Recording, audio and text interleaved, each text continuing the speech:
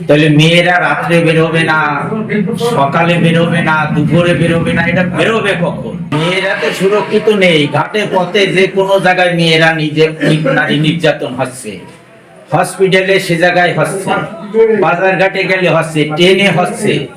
এই যে যে মমতা বললো আমি নারীদের সুরক্ষা দেবো, ও করবো, আবার বলছে যে তোমরা রাত্রে কেন বেরো? রাত্রে তো বেরোনোর কথা না মেয়েদের। তাহলে মেয়েরা রাত্রে বেরোবে না, সকালে বেরোবে না, দুপুরে বেরোবে না, এটা বেরোবে কখন? সেই মমতা আবারও নারী নিয়ে যদি আবারও সুরক্ষার কথা বলে, এর থেকে তো বেইজ্জতি কথা থাকতে পারে না। কোনো হসপিটালে যে মহিলাটা মারা গেল, মারলো ডাক্তারকে, তারও তো কোনো বিচার হইল না। এই যে আমাদের হাসখালিতে যে মেয়েটার ওই যে পুরাইয়া মারলো, তারও কোনো বিচার হইল না। ও আরো কি বললো উল্টে ফেলে যে কোনো ভালোবাসা টেকনিক ছিল, সেই জন্যই আত্মহত্যা করেছে। ওতে এই ভাষাটাই দেশে প্রচার করেছে।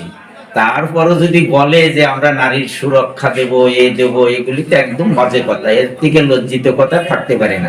লক্ষ্মীর ভান্ডার তো দিয়েই তো আরো দেশের ক্ষতি। কারণ লক্ষ্মীর ভান্ডার না দিয়ে মেয়েদের অন্য কাজ দিত। লক্ষ্মীর ভান্ডার দেশে আমাদের ট্যাক্সের টাকা দিয়ে, আমাদের এই টাকা সেই টাকা, দেখেন কি ক্ষতি না করতেছে। এই যে বালির টাকা বাড়ানো, পাথরের টাকা বাড়ানো, ইটের টাকা বাড়ানো, এই যে এগুলি তো ক্ষতি একদম। লক্ষ্মীর ভান্ডার দেওয়া মানে দেশের ক্ষতি।